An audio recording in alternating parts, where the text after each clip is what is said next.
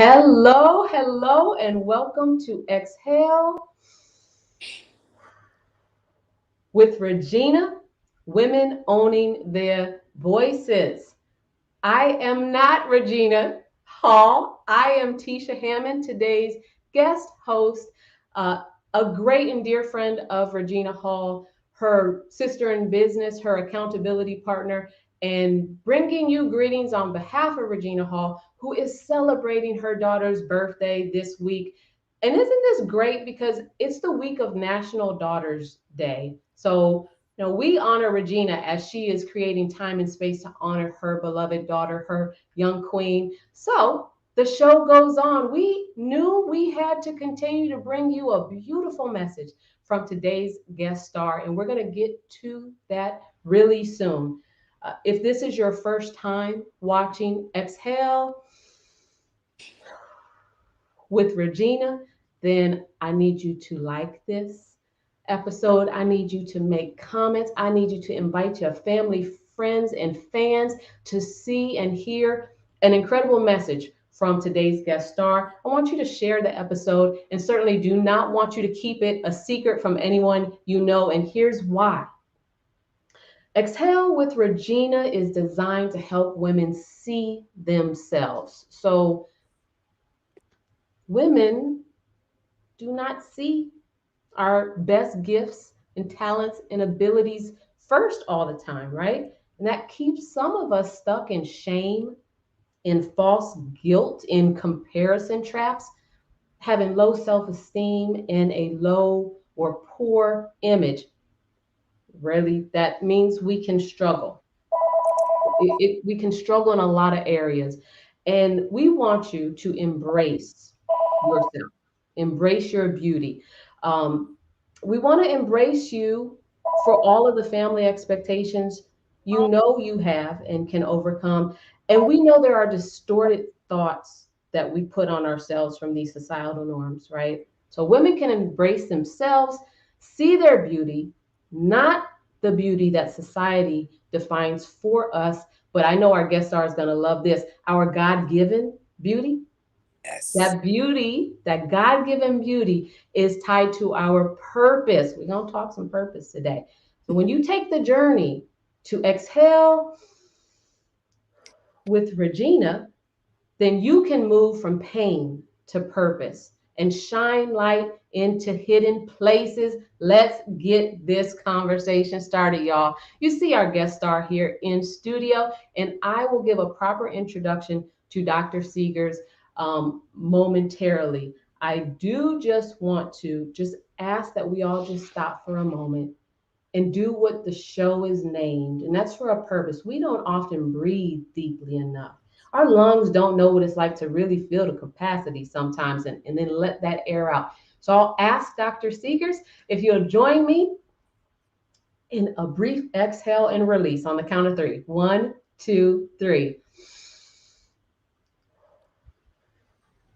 Very well. Thank you for being today's guest star here. I will give a very brief introduction. I know you can do it better than I, but I will do my best. I know that Dr. Mary Segars, that you are an international speaker, that you're an author. I know that Wisdom Wednesday means something to you because you're a podcast host. I know where to find you on anchor.fm, on Spotify and other places you find podcast. I also know that you're the CEO of Segars Consulting Group. That's high level, a lot of hats. Let's break that down. Tell us who Dr. Mary Segars is on a Monday through Sunday. Tell us who you are and what you love doing and what the world can't see about you from your website and your great social media. Wow. Thank you. I'm so honored to be a guest today. Well, first of all, I'm a woman of faith Yes. of my Lord. I know without him, I can do nothing. I am a wife of 50 years. We celebrated our 50th anniversary this year. I know. Only God. I am a mother of two adult daughters and a grandmother of a granddaughter and a grandson. So we have a small family, but we have a family that loves one another, support one another, and encourage one another. And that's very, very important. Besides that, I'm the baby of six, so I have siblings. And being the baby, they always thought, I was the spoiled one, and maybe I was to some degree. And I love how my mother was ready for me she had a later age, so I was able to get out of her wisdom, uh, Mm, and so that really imparted with me. So I enjoy that. okay. I consider myself a professional student. I love to learn. I'm always digging in, and it's a saying that says knowledge is power. But I like to add this: if knowledge is power, applied knowledge is superpower. Ooh, I have not heard that before, and I like it Is a one of lot. my quotes. One of my quotes. I like it. So So, y'all could quote Dr. Segars on that one. that's right. That's Can you right. say that one more time? If knowledge is power, then applied knowledge is superpower. Hmm. So I'm Yeah. gonna ask you a question that uh, I don't think anyone had ever asked me these questions before 2020, and that is, if you know what your superpower is, if you do, Dr. Segars, when did you come to know what that was, and what exactly is it that makes you so super powerful? Wow. I knew my superpower when I was about 8 years old. Can you believe it? Yes. And I Yeah. share a short story with you how I came to know that. Ever since I was knee high, I always had to wear glasses.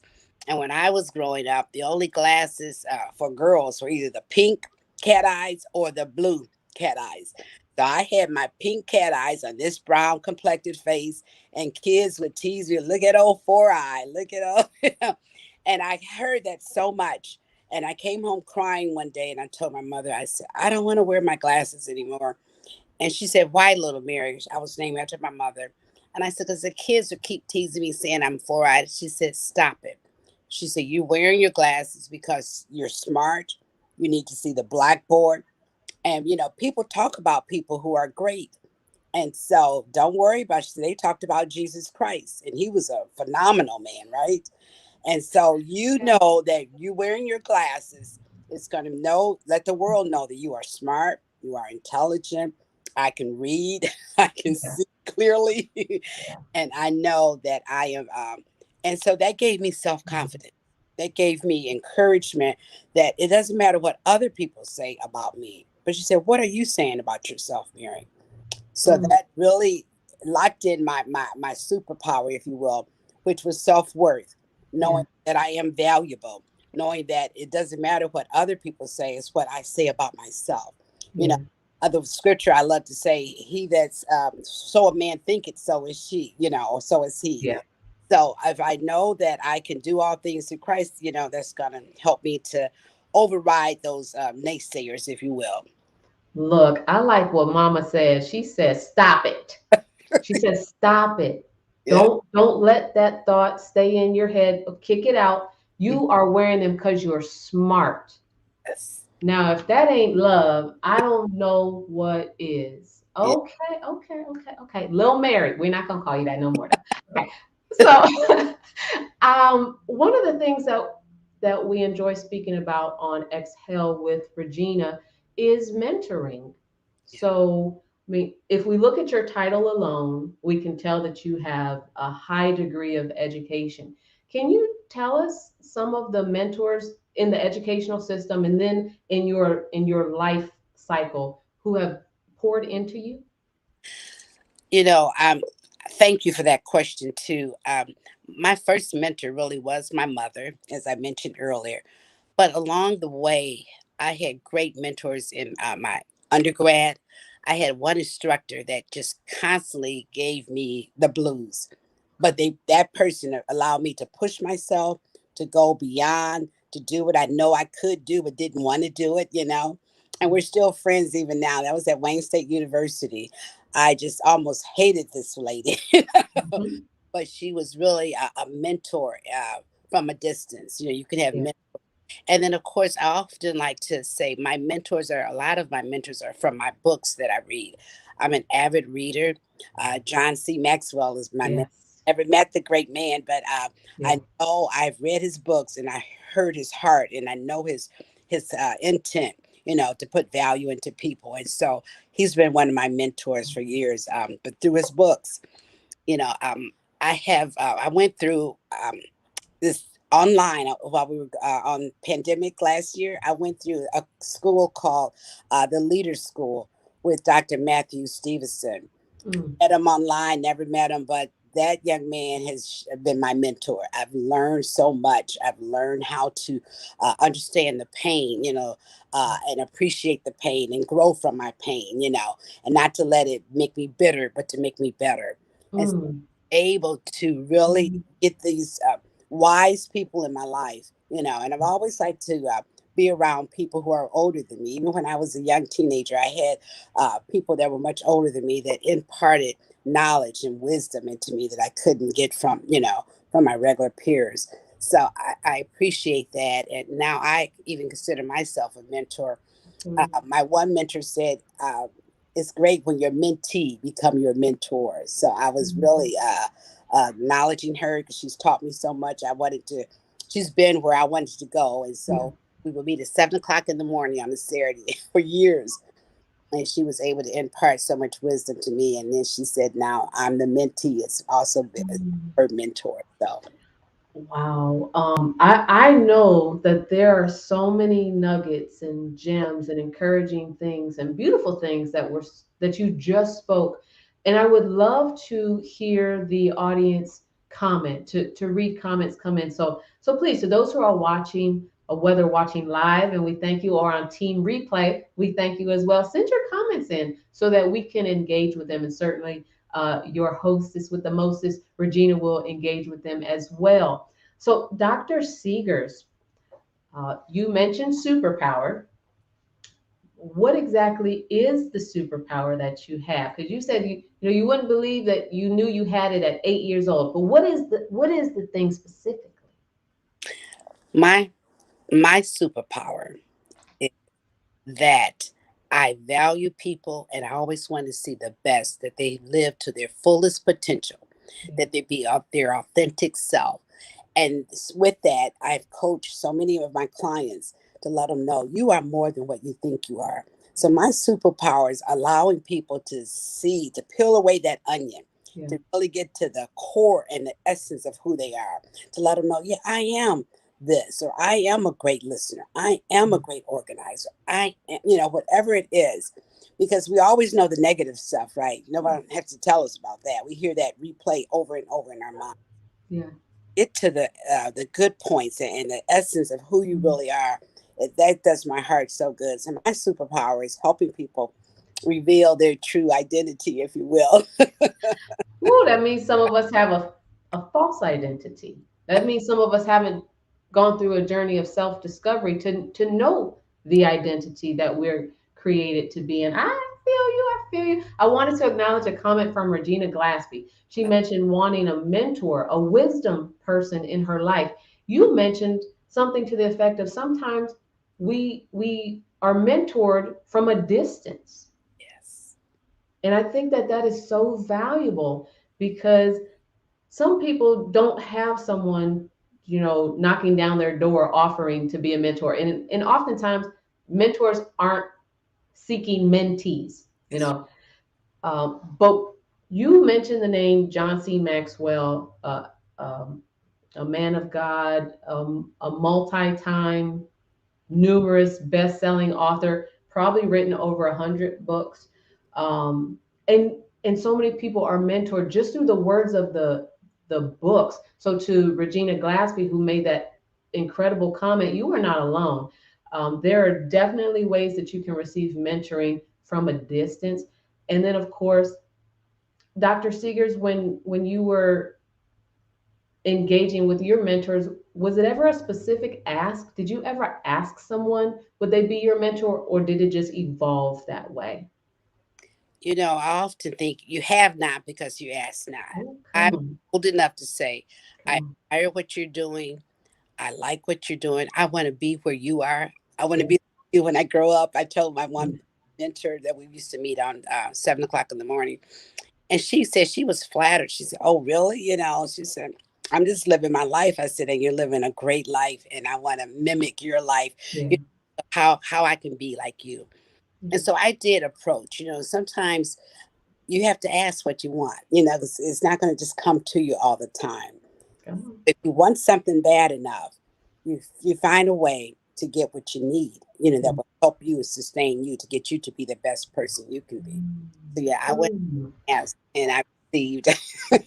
What would you say to women who can't bring themselves to ask? Well, some people aren't. Now, Regina tells us she's ready. Hmm. She's going to make that ask. And thank God for that. Yes. And Regina, also tell us in the comments what you two would do to, to encourage someone to just ask who's not ready, but they know they need that additional wisdom, that mother's wit they might not have gotten growing up, that presence that gives them confidence to be like, why not me? So how do you encourage someone to make an ask to have a mentor? First of all, really examine yourself to make sure is that what you really want. Mm, It's one that really wants something. I look at a baby. I was at the beauty shop last week, and she brought her baby with her, and she had the baby wanted something like a toy or something, and the mother gave her something else. She no, no, but that baby kept insisting by crying and yeah. looking at the things she wanted. So even if a baby, a child, can Mhm. make a decision what they want, we've just got to make up our minds. You know what? I'm here, but I want to get over here. And it's going to take so many steps to get there. I can't do it by myself, or I put up enough willpower. Yeah. Just, I have to take those baby steps. And maybe it is approaching through someone else. Do you know so and so? Maybe you can see we can connect with one another, like an introduction through another person. That's another way of doing it, kind of where you're not boldly asking yourself, but you're asking for a recommendation, if you will. Mm, Whatever it takes, if you're serious enough to get to that next level, we have to do some things that we have to get out of our comfort zone, okay. and allow Okay. ourselves bold enough to do what we need. Yes, It's not always easy, it's not. but it can be done. That's the Absolutely. My mentor in college, Dr. Jean Heitch Williams in the sociology department, I uh-huh. was a freshman, and she told me, if you believe it, you can achieve it. Now, Oh, at that time, this was something that was on motivational posters around companies and certainly in the hallways of our college. I went to HBCU Coppin State in Baltimore, and I read those signs mhm. and I looked at them and I thought that was nice. But Right. when she said it, I believed that I could do it. It just I don't I didn't know the word validation. I didn't know about seeking permission or not. It Right. was just it was her. It Mhm. was something in her spirit that said, if she believes in you and she don't know you from a can of paint, why isn't that coming out of you on your own? Why isn't it innate? So I asked the question, Dr. Segars, to you. Please call me Mary. Oh, Call me Mary. all right, Mary. Now, okay. All right. Thank you, Mary. So I asked the question, Hmm. if a baby can make its wants and wishes known and communicate in at least the way babies do, Right. where did we lose that along the way through adolescence into womanhood, where we stopped asking and asserting ourselves and making known basic things that we need for ourselves, like mentoring, like leadership opportunities in the job? How did we lose that? Great question. And I believe through life, people have been turned down or been hurt so many times, been rejected, saying, no, you can't do that. And listen to the negative talk, not so much on the outside. We listen to our own negative talk, you know. We say things about ourselves, I never could do that. I should never be. Why would they want to listen to me? Mhm. So we have got to realize that it's not the end of the world if you do ask. If you don't make it, it's okay. There's another opportunity to do it the next time. We think Yes. we got to have it perfect. It's not about being perfect. It's about making that next move, being progressive, moving from Mm, spot to the next spot. mm. Can someone who's listening now, if you've heard that, can you write that down? It's not about being perfect. Can you add it to a comment so the world can see it? It's not about being perfect. It's about making that next move. It's about being progressive. It's not perfection, it's progress. Yes, Take a baby step if you have to, but take a step. Is absolutely. that what you're saying? Absolutely. Absolutely. Okay. Yes. Very well. So tell us who's in your community, Mary, and who do you pour into? Who are some of the people that have really had an opportunity to work with you, and what are some of the topics that you're talking about? Great question. I have to go back to when I first started my coaching business. Even before I started it, people would come to me for counsel, and I said, "Do I have something on my forehead?" They said, "Tell me all your business in 5 minutes." But I knew that they saw the light in me, number one, and they Amen. gravitated to me because I was sincere and I genuinely love people. But I remember Mhm. an incident when I knew it had to be a business. I was in TJ Maxx, one of my favorite places. This is pre COVID, pre pandemic, okay, back in the 80s, I believe, or early 90s, I think. And the lady in front of me, you know how we do, we change purses. And so Oh this yeah. woman in front of me was trying to pay for her merchandise. And Yes. she's putting stuff out of her purse onto the counter, and she's looking for everything. I could tell she was getting frantic. And the cashier was like, "Look, lady." And then the woman in front of me, she hit her head. "Oh, I'm so stupid. I forgot my wallet in my other purse." I didn't know this woman from Adam. I said, "Don't you ever call. Mm, You made a mistake. That's all it is. It's not the end of the world. In fact, I'll pay for your stuff and I'll pay for my stuff." And I said, "I hope I got enough money on my card." right. you know, but so genuine about when I heard her say that about herself, it did something to me. I just had to stop her in her track. Yeah. Said, "Oh, no, no, you can't do that. I can't allow you to do that." I said, "Yes." She said, "Well, how can I repay you?" I gave her my business card.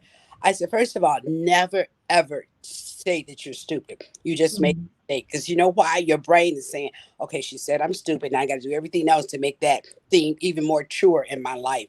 I said, let me say that again. and so she got my card. I Yeah. paid for her thing and her items and my items. And of course, she called me and I called, and she was my first client, sort of kind, my first paid client. So Look at God. that showed me that I have an impact to help people to see their authentic self. And this person is even in my book, Power Talk Begins with Power Thoughts. I didn't put any Mhm. uh, Yeah. names to protect the innocents, right? But the true story because it really changed her life, number one. And then I was able to see it's what we say, it's what we say to ourselves, not always the naysayers. It's what we actually say to Yeah. that negative chatter that goes on in our head. We got some fun names for that. And if you're as you're watching, if you have names for that negative self-talk, please feel free to put it in the comments. We'd love to hear what you call it. I'm sure we each have something interesting to say. But Mary, what it sounds like to me was in the moment that you were in that line, Hmm. and that woman said, I'm not even gonna say the word because Right, I don't want my brain to think it, but she said what she said. right. What what that made me think about was in that moment you took the wheel. You took leadership where she could not lead herself in a way that was most helpful for her to go. You took leadership. So tell me, how do you define leadership? I define leadership as any person who can influence or impact another person and to guide them and direct them and lead them to do things that they didn't think they could do. So I Mm, often look, if you made an impact on someone, if you influence someone, you are a leader. And if you have taken that leadership within you to show them that you can do more than you think you can do, and kind of like directing that sale, mm, you're on the side of them, encouraging them, coaching them, yeah. but they're actually doing the work. So I always tell my clients when I coach them, I'm not going to do your work, but I'm going to let you know it's within you to do it. And I'm going to walk alongside you, encourage you, strengthen you, knowing that you can do it. I'll be your best cheerleader. That's That's it right there. I mean, you were saying all kind of words that resonate and resound in these ears right here. And I know not just me. Um, so I'm so happy to hear you speaking like that. Tell me, well, what I didn't hear you say in that definition of leadership, I didn't hear you give a title. I didn't hear you say a leader is a manager of people. I didn't hear you say a leader makes a certain amount of money. I heard you say a leader is an influencer, and hopefully someone who is positively influencing other people, because we know influence goes both ways, right? Yes. Yeah. Right. In fact, my other book that I wrote, Wake Up the Leader Within You, I said, don't get it twisted. It's not a title. It's not even a job position. It's not any of those things. It's what's on the inside of you that will impact another person's life, that you would influence them to be the greatest person they can be. So as leaders, creating other leaders out of that. You know what I'm saying? You always want to show them that the next level, and then they could be a leader. And then they're on to another, showing a leader. So it's a continuous cycle of it, growing and establishing leaders. Leadership development, and it doesn't just happen in corporate America, No, right? this no, is this is our life that we're talking about here. This is the beautiful lives that we want to design for ourselves, involve leadership positions. So I know everything is not rainbows and lollipops in our world. It's right. demanding being a woman. Mhm. It's demanding having to amplify your voice louder so it stands out in the crowd sometimes. Can Right. you tell us about an instance when you went through an adversity, you overcame it? But can you tell us how you used your voice, your position, your how you flew over your station to make it through? I know you're gonna talk about Jesus somewhere in here, so I'm ready for Great question. It really starts with the mindset. I always say it. mindset is gonna what we think about will provide us with the action that we're gonna take. I'll give you a true example that happened to me. I had a medical challenge, and my doctor. In fact, I was in a car accident. Let me step back. I was in a car Mhm. at a red light, though. I'm at the red light, and a Oh, car geez. crashed into me. Oh, And geez. so my glasses flew off, and my cell phone. And so, long story short, I'm at the hospital. My husband's there. My pastor came, and they were taking all types of X-ray. And I'm thinking in my mind, I'm gonna call 1-800-SAM. Okay. If you're in Michigan, you know that phone number. Right. Somebody's gonna pay for this, right? But it wasn't even about that, because I Yeah. had no symptoms, no type of knowledge that I had Mm. a growth on my thyroid. And so I had stage 1 thyroid cancer. And Wow. so that X-ray revealed that to my doctor, my internist, and I said, let me go get a couple more, second opinions and third opinions. And so my husband and I prayed about it. We did some research on it, because you're responsible for your health. Thank God for doctors and physicians, Mhm. nurses, and the medical staff. Thank God for them. Luke was a physician. Yeah. However, we are responsible for our own health. So I did a lot of research, asked a lot of questions, and the doctor said, I'm really impressed with you, Mira, because you come in with challenging the doctors. What about this? What about that? And so, long story short, I had the thyroid removed, and my voice changed a little bit. And I would be really sensitive about people. I would be on the phone, and someone says, "This Mr. Segars?" I said, "No, this is Mr. Mary Segars." As my voice got a little deeper. But my husband said it sounds good when I said, "Come here, honey." So I said, "My husband like it." Oh, yes, Lord. Oh, gosh. And then I went to the Lord about it. I said, Hmm. "My voice," he said, "listen, I have put a word in your mouth, and I want you to speak it. You speak with authority, you speak with love, and you speak with what I would tell you to do, because it's going to change people's lives." And so I had to adjust to that. I didn't have the little sweet voice before, but I'm healed. I'm cancer free. Mhm. I thank God for that. And so I had to speak up, and let the doctors know, I'm concerned about my health. I don't know what somebody else did, but I want to know what you're going to do for me, and how. And the Lord assured me all that time it's going to be great. I had to get some radiation.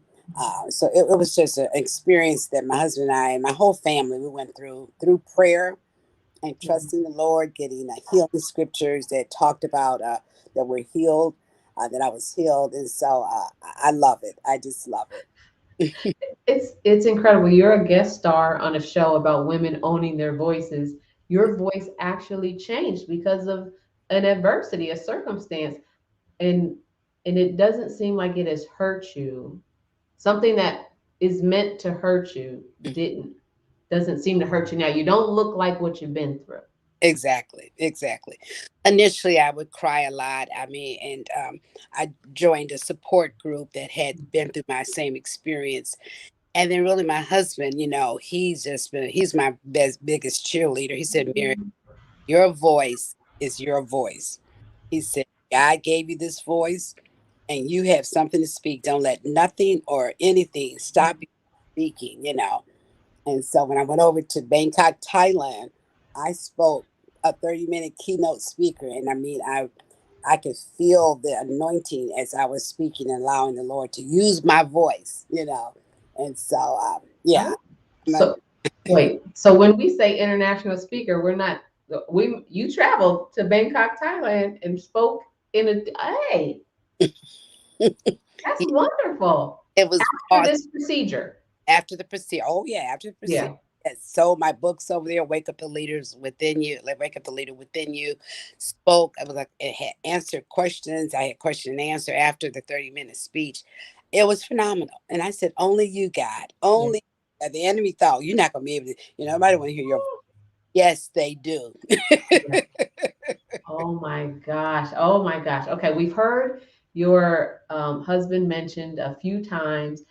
You said something that not a lot of people get to celebrate. That's 50 plus years in marriage.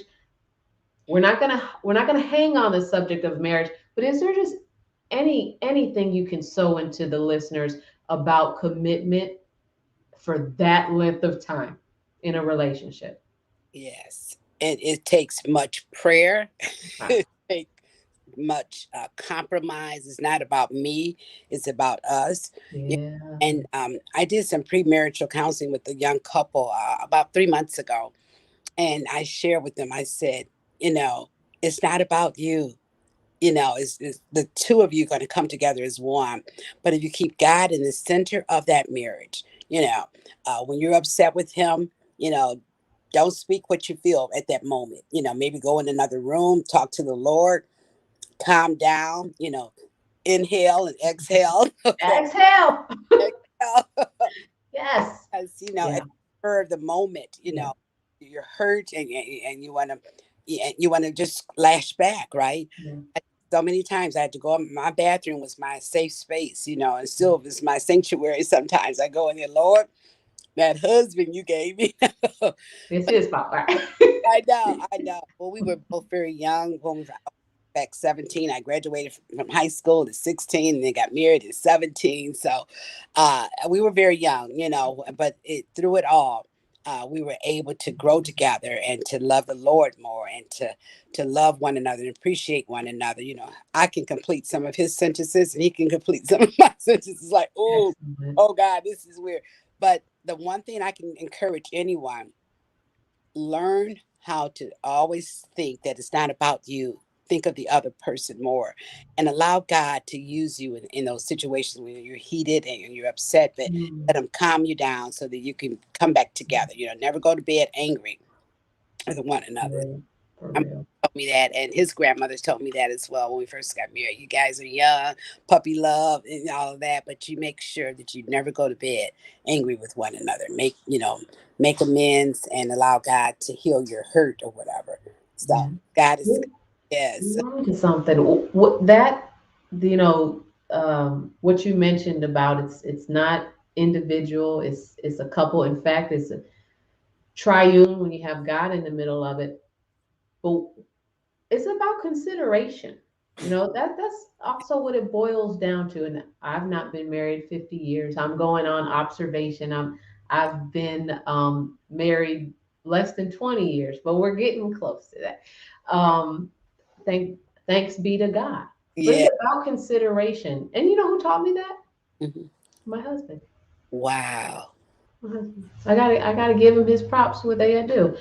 Can you speak to us a little bit about the kindest words someone has ever said to you with their voice, not in writing, but the kindest things that have come through your ears? What are some of those kind things that you've been told? And just recently, I did an anthology where I had 17 women to speak their truth and to tell their story. And one of the ladies, in fact, all of them, but this one particular, she's my girlfriend's daughter. And she said, Miss Mary, she called me Miss Mary. She said, thank you, thank you, thank you for believing in me, number one. Because Mm, approached me to come to write my story. I said, I've never written anything, but I knew that I had a story to tell, the mm, challenges that she had. She said, and because you opened that door for me, now I'm stepping out and she's running for a city council in her city. So she said, I didn't have that, before we did the book. I didn't have that before we did the virtual book launch.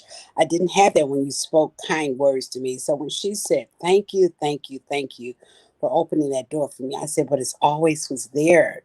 I was just saw it in you and I wanted to let you know that you can do all things. So when those words like that comes back, when you know that you've done something that added value to people, that gave them their sense of purpose, that really just, it made my day. It's like, okay, all I need now is some ice cream and some chocolate fudge on top, right? I know that's right. I know that's right. I like to say that ice cream and chocolate are medicinal. They Yes, make me feel good. Isn't that what medicine's supposed to do? Make you feel good? certainly. Yes, absolutely. That might be faulty thinking if I do it too much, but that's what I like to hang my hat on sometimes. So I appreciate that. Is there a particular motto that you live by? My model for living a blessed life is to live, Mm, love, and laugh. mm, Old, cliche, but it's true. Live your life to the best ability. Allow God to give you that abundant life that Jesus promised. Okay, it's not in heaven. We need it on this side of heaven. That abundant life. And then when I say love, that genuine agape love, look beyond a person's fault. Look in their heart. Jesus died for that person. I'll give you a short story. When we first got married, I'd been 2 years into marriage, and one of my relatives had moved away or ran away from home. And in fact, they were living out on the street, prostituting themselves. So of course I said, no, no, you're coming back. You're living with us. You're coming to living with us. As they came in, moved in the house with me. And sometimes you got to be careful who you let into your house. But I genuinely love this person because she was looking for love all in the wrong places. mm, Showed her love. I took her to the Bible studies. We read the Bible, and long story short, she was able to see the genuine love, and I witnessed to her and mm. was able to help her get saved right in my house, not in the church, but in the house, Yes, Lord. the bedroom that we had allowed for her to stay in. And she said, years later, she got married and had a daughter, and I was the godmother. And the daughter went on to U of M, and I'm an engineer. I'm just going on, but I'm just saying Yeah.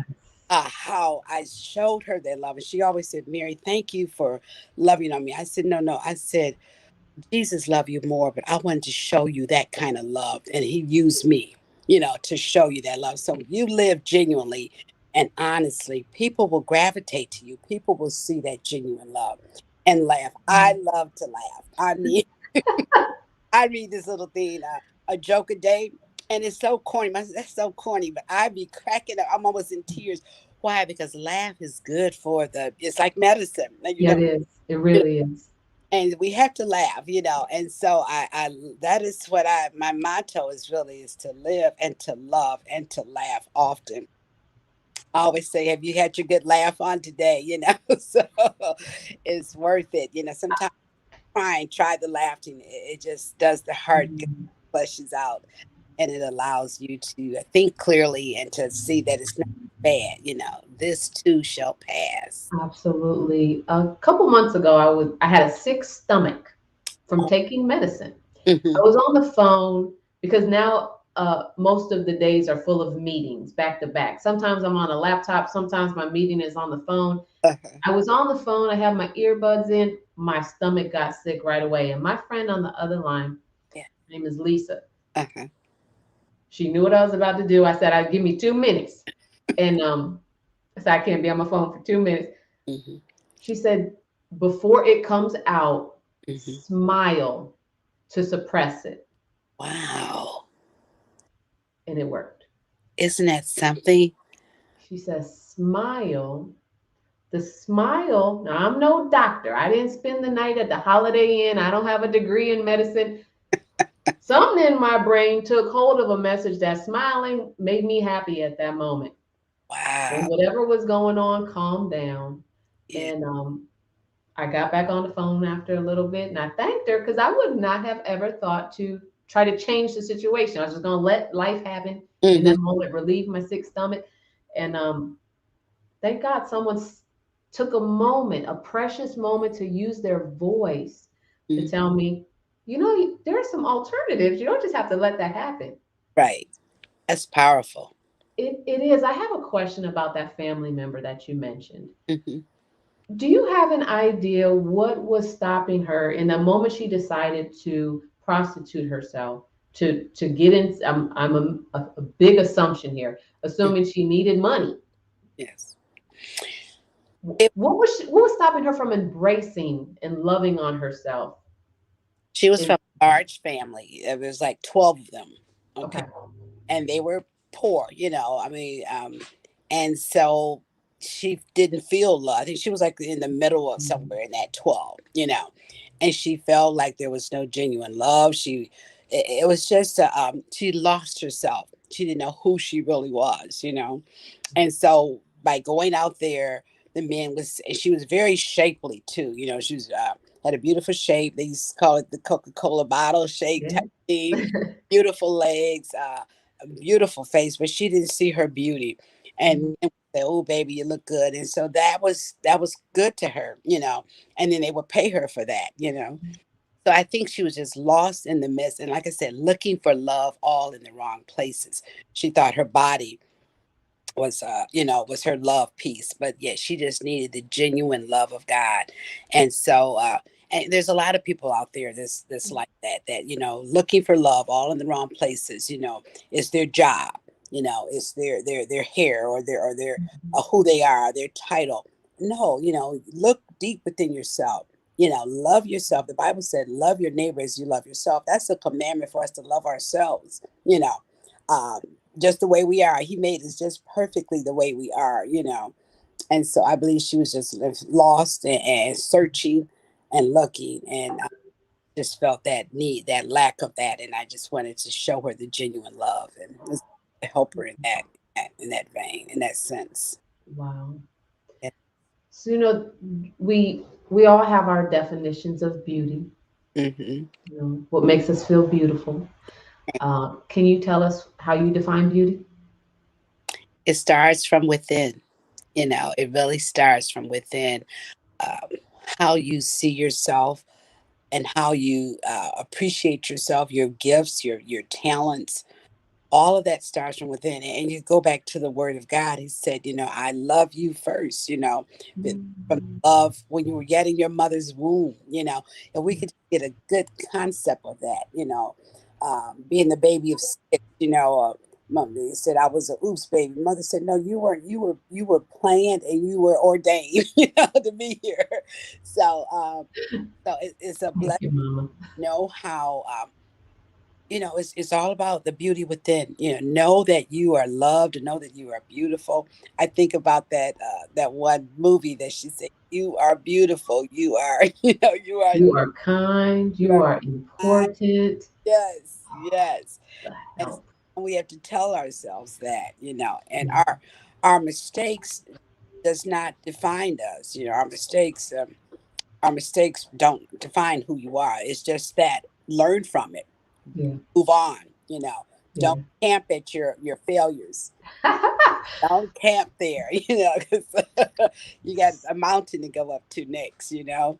So many times we camp right there, and we can't move. We get stuck, But I hope people are listening to what you are saying. I'm going to see if I can reiterate it in another way as well so that it's a and mistake. I heard on a show earlier this week yes. defined as Ms. You and I, Ms. Take the lesson. There's Wow. a lesson in the mistake. Yes. You hit it on the head. Take the lesson. Mhm. Don't camp there. Right. I Absolutely. love that. Don't camp out there. I like that. I like that. So, as people are on their journey, to having an enlightened heart, to exhaling, um, tell us some ways that you have been exhaling. What does that mean when you hear that?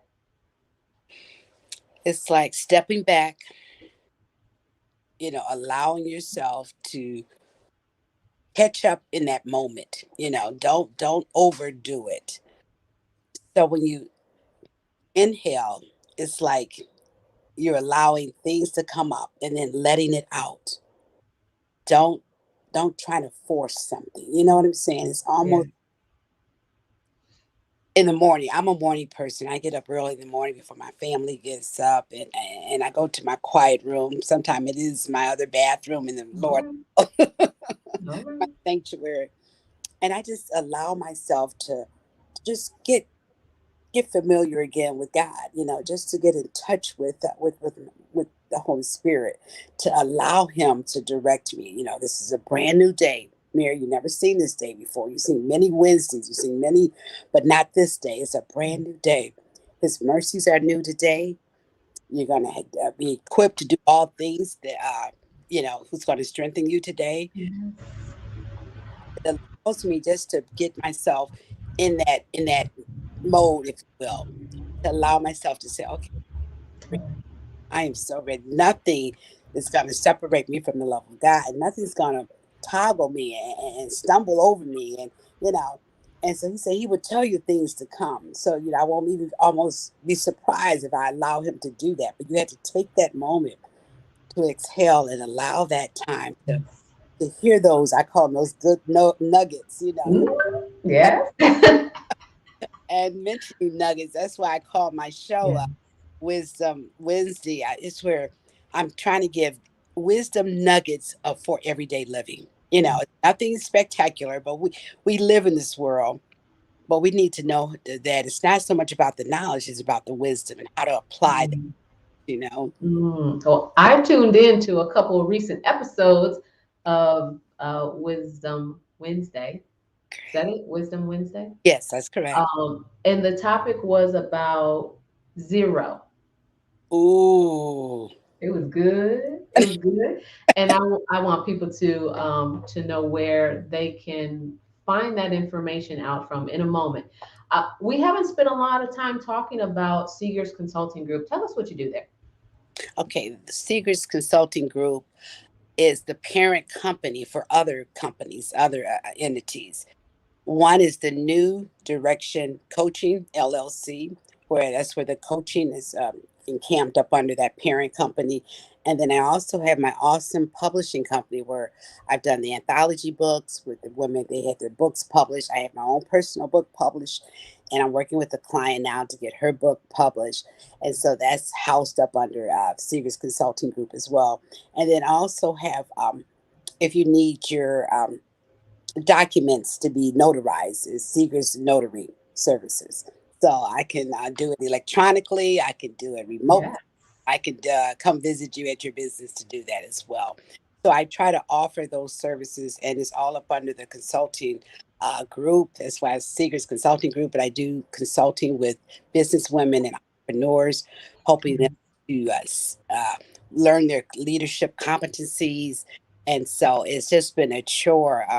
When I made all of that official, and then the parent companies with the other companies under that. So, Awesome. We are in the home stretch of the show, and I want to remind the audience to ask questions. We have an expert here. I know a lot of people are interested in becoming a renowned international speaker. Ask Mary, what that feels like, what the moments have been like for her, how she was able to arrive at those kind of opportunities. We have an author here. We have a publisher here. So when given the opportunity to ask an expert, take advantage of that. So please drop your questions in the chat, both live and on replay, so that she can engage with you and you can get to know more about who Dr. Mary Segars is and what her companies are doing to be a blessing to others. So I really just have one more question. Okay. And that is, I'm sorry, I have two questions. Do, the show is about women owning their own voices. Do you work with men? At this time, I have not. It seems like I gravitate more towards the women, and I'm not saying that I couldn't work with men, but I know growing up in church how I was of the old school. The women kind of, with the women and the men with the men, just to keep away Yeah. uh, any type of, foolish Opportunities. opportunities. Look, can I be real with y'all for a second? Right. A, a previous pastor of mine, Hmm. we had a one-on-one interview, Yeah. and I asked him, "How have you avoided scandal in the church?" And his response was so daggone human. And it was essentially about, I wasn't ever tempted at the same time somebody else was tempted. And I appreciated, he could have went real churchy. He could have went super Christian on me. Right. But he went real human. Yeah. And so I respect that. I love to see women empowering other women. So I am so happy that your services are available to women. So if you could just give like maybe your top three ways that you've been helping women to excel into their purpose, tell us what those are. And owning their own voice too, right? Yes, please. My top number one, number one would be make sure that you know who you are. Be authentic, be true to yourself. And when you're true to yourself, you'll be able to empower yourself, because you can't live a true life if you don't know who you are. And that may require getting a coach to get to the root of that, like I was sharing earlier, to get the essence and the core of that. I am a certified coach and I have a coach. Why? Because I don't know it all. And the person that's my coach is more experienced. She's done some of the things that I want to do, and she is phenomenal. Okay. So, number one, know who you are, be true to yourself.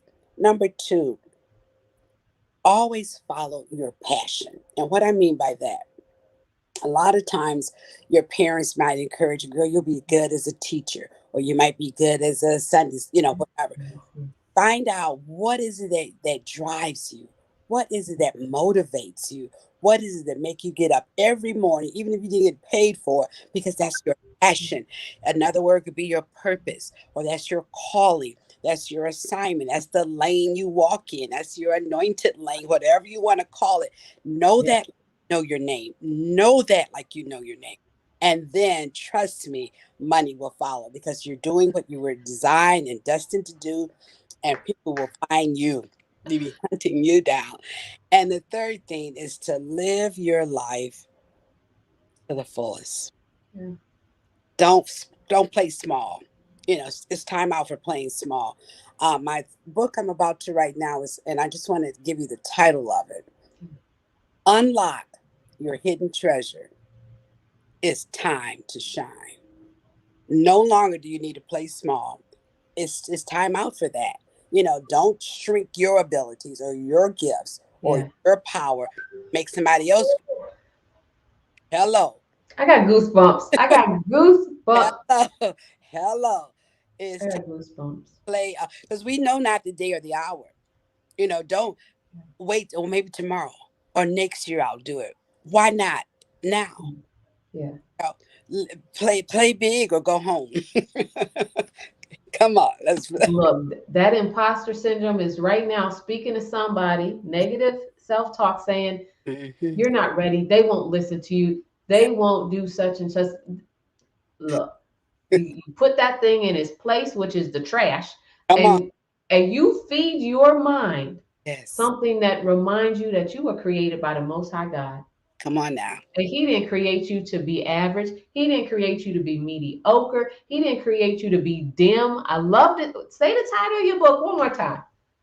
Unlock your hidden treasure. It's time to shine. Come on with that. And I know that we can find you at your website, SegarsConsultGroup.com. Yes. What an incredible conversation. Thank you so much, Mary. Thank you. I enjoyed it. Truly, I did. Oh my goodness. I feel like we could go on and on. I want to value your time. We're going to keep this, within an hour. But my Lord, I know there's so much more that we could cover. So, in these last couple minutes, I'm Mhm. going to leave you the final words to share with the audience on what's on your heart for them regarding how to exhale, how to own their voices. Last year was a unprecedented year we've never seen before, 2020. And we survived that. That wasn't by luck. That was by the grace of God. And because we've gone through that, you can do anything you desire, anything you put your mind to. Your voice is needed somewhere in Cairo, Egypt. Your voice, your message is needed somewhere in Augusta, Georgia. When we hold back on our gifts, we are denying someone else who need to hear what we have to say. Let's stop being selfish and allow our voice. Yes, exhale and get busy with doing what you know you were called to do before the foundation of this world. You know, like you know your name, that you going to do great things. He said, great exploits shall you do. Do we believe it or we just talk about it? We got to be about doing. He said, be a doer of the word and just not hearers, you know. So I just encourage you, my sisters, encourage you, even my brothers, to get busy with doing what you know you need to do because someone is waiting for the gift you have for them. You are a gift. So be blessed, enjoy, and go after it. Oh, Jesus, we about to have some church. Thank you, Dr. Segars. I appreciate you for being today's guest star on Exhale with Regina. She'll see you again real soon. Y'all be blessed and be encouraged. Take care, everyone. Bye for now. Bye bye.